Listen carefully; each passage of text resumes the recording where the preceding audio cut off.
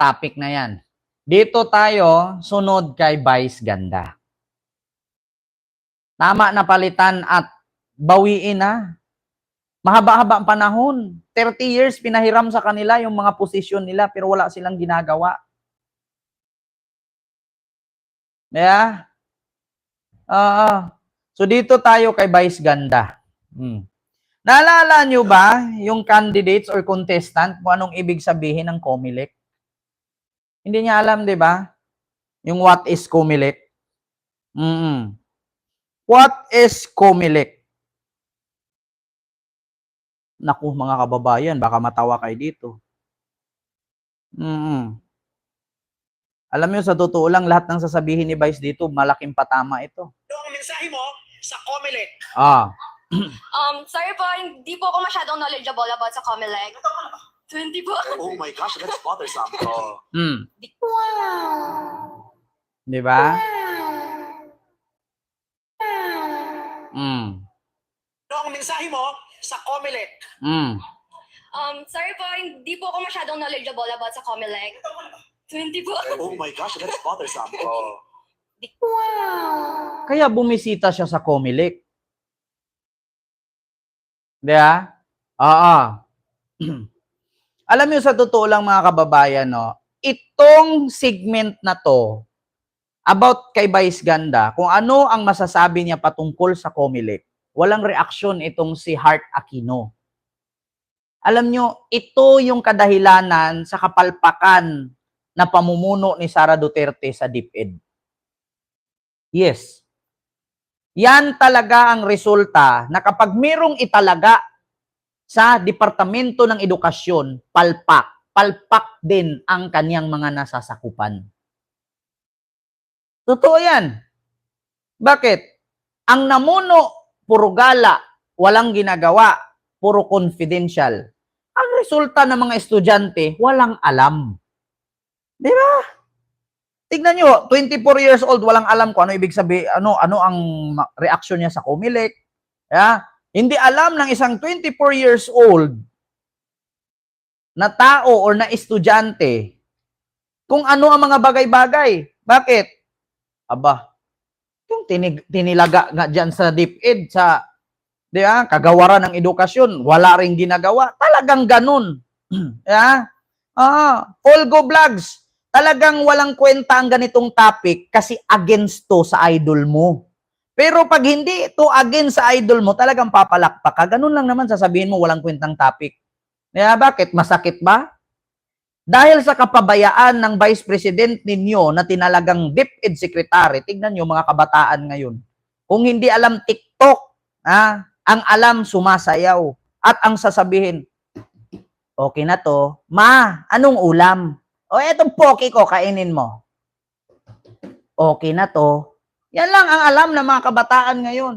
Ma, anong ulam? Ma, pahinging 50 pang-load. Ma, pahinging 1,000 pang-date. Yeah? Dahil sa kapabayaan at kapalpakan ng mga namumuno sa kagawaran ng edukasyon sa ating bansa, tignan nyo mga estudyante. Di ba?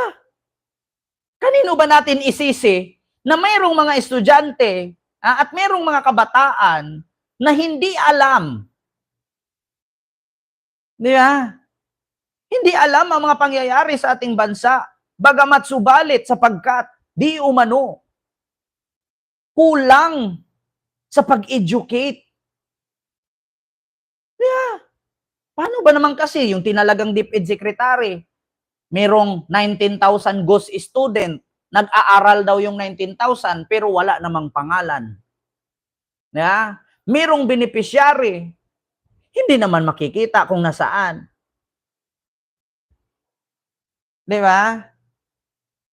So, sinong dapat sisihin natin? Sino ang sisihin natin dito? Si Secretary Duque? Department of Health yun. Galing ng kwento? Hindi galing ang kwento ko. Totoo ang kinikwento ko. Bakit? Sino ba ang sisihin ninyo? Tingnan nyo mga kabataan, wala nang alam. Alam mo, minsan si Vice Ganda, kung manood ka kay Vice, marami kang matutunan eh. Sinong sisisihin mo? COMELEC. Anong masasabi mo sa Comelec? Hindi ko po alam yung patungkol sa Comelec. Ano po ba yung Comelec? Utang ina, mamatay ka na lang. Hindi mo pa rin alam yung Comelec. So ano ba ang Comelec? Saan ba nagmula ang DepEd Secretary? Di ba sa Comelec? Comelec ang nagpasa niyan para pwede siyang tumakbo. Sa Comelec siya dumaan. Nung nanalo, nung tinalaga, hindi na alam. Walang nagawa. Kaya yung mga nasasakupan niya, pati mga estudyante, wala rin alam. Bakit? Dahil sa Comelec. Di ba? Kanino ko ba isisi ito? Kay BBM? Aba, pati ba naman pag-aral at pati ba naman edukasyon? Kay BBM pa rin. Baka pati pagka-brainless ng mga kabataan, kay BBM nyo pa rin isisi. Di ba may tinalaga tayong DepEd Secretary dyan? Anong ginawa ng DepEd Secretary? Di ba? Anong ginawa ng DepEd Secretary?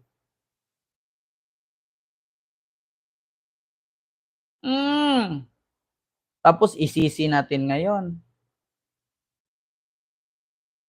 Di ba? Mga DDS. Tignan nyo, ito siguro si Heart Aquino, DDS siguro to. Bakit? Walang alam. Hindi ko siya binabasa, tinanong ko lang. DDS ka ba, Heart Aquino?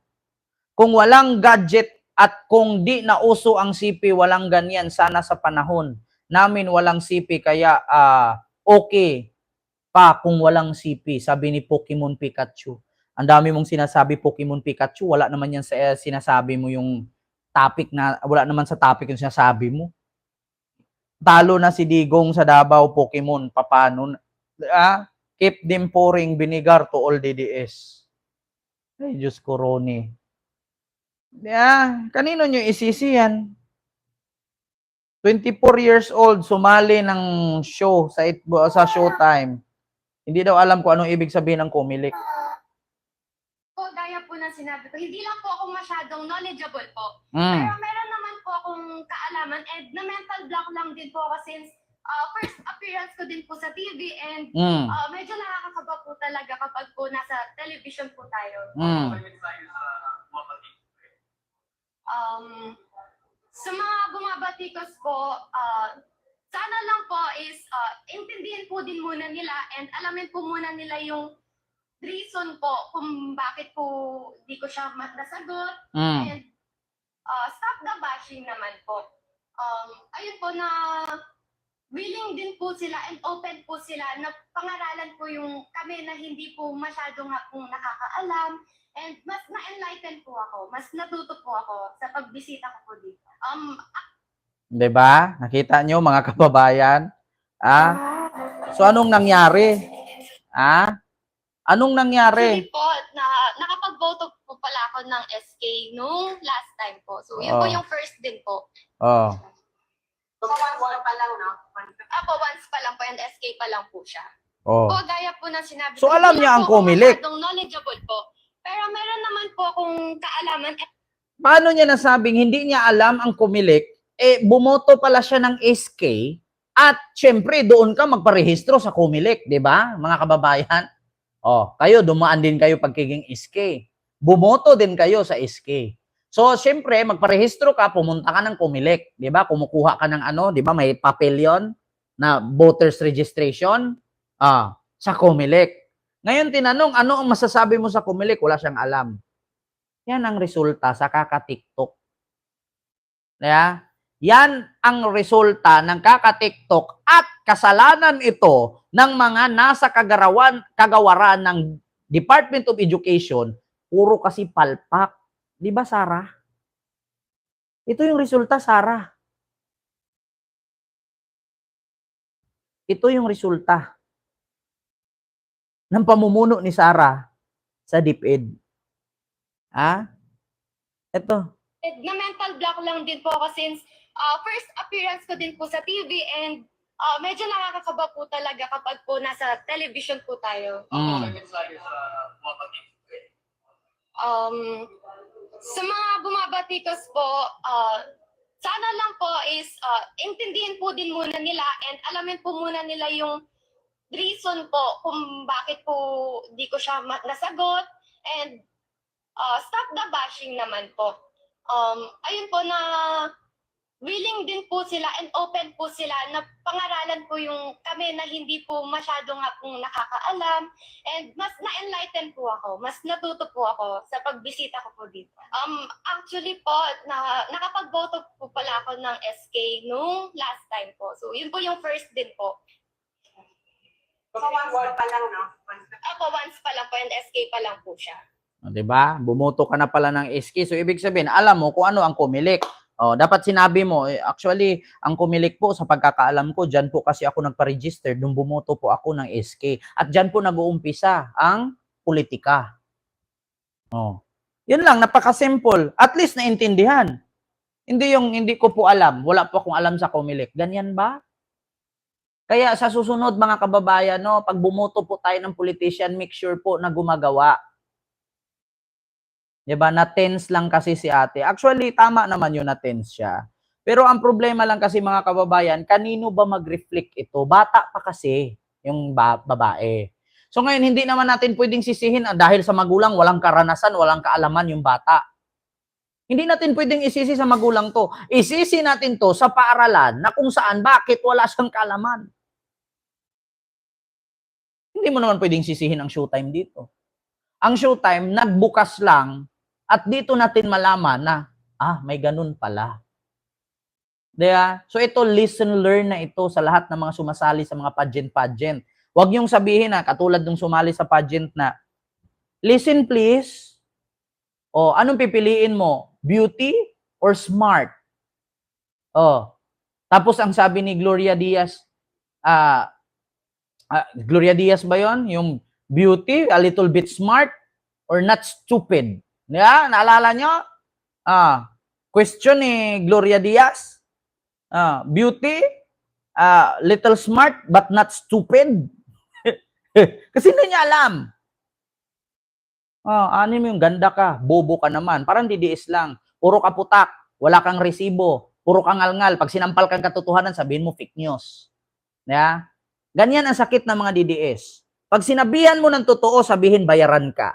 Pag sinabihan mo ng totoo, sasabihin fake news ka. Pag nasaktan sila, sasabihin, taga saan ka, babarilin kita. Pag hindi na nila kaya, papatayin ka na. Ganon yon. Pag sinabi mo totoo, fake news ka. Pag nilabasan mo ng ebidensya, sabihin, edited yan. Pag naasar na sila, sabihin, bakla ka. Pag asar na sabihin, taga saan ka, ibigay mo address mo, patayin kita. Ganon yan. Sa sobrang pikon, kasi mga bobo nga. Ganyan ang sakit ng DDS. Sabihan mo ngayon ng katotohanan, sasabihin fake news ka. Labasan mo ng ebidensya, sabihin edited yan. Tapos sasabihin mo, kung edited to, bakit hindi mo i-research? Nung ni-research niya at nakita niya, sabihin bakla ka. Pag sinabi mo, bakla nga ako, pero totoo sinabi ko at bobo ka, sasabihin, saan address mo, papatayin kita. Ganyan ang sakit ng mga DDS. Ganon ang sakit nila. Mga garapata. Kung saan-saan may dugo, doon dumidikit. Kahit amoy aso na, dinikitan pa rin.